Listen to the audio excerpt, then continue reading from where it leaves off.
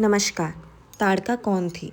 ताड़का की कहानी रामायण में मिलती है। बहुत लोग उसे केवल राक्षसी मानते हैं, लेकिन वह जन्म से राक्षसी नहीं थी। उसकी कहानी बहुत दुख और क्रोध से भरी हुई है। ताड़का का जन्म।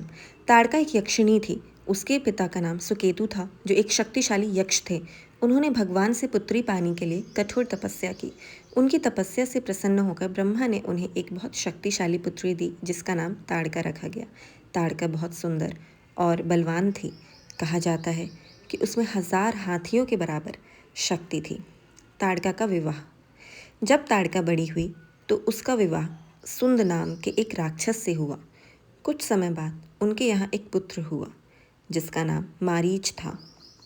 श्राप कैसे मिला? एक दिन ताड़का का पति सुंद ऋषि अगस्त्य के क्रोध में भस्म हो गया।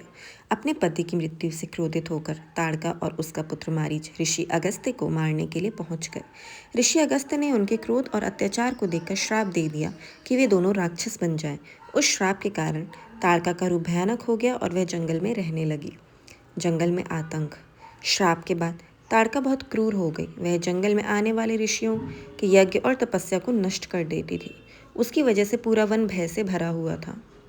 श्री राम द्वारा ताड़का वध। तब एक दिन ऋषि विश्वामित्र अयोध्या गए और राजा दशरथ से मदद मांगी।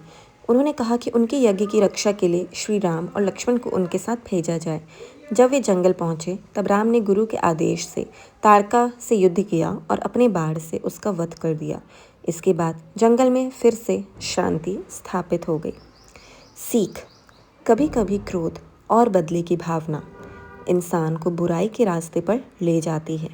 इसलिए धैर्य और धर्म का मार्ग ही सही मार्ग है। धन्यवाद।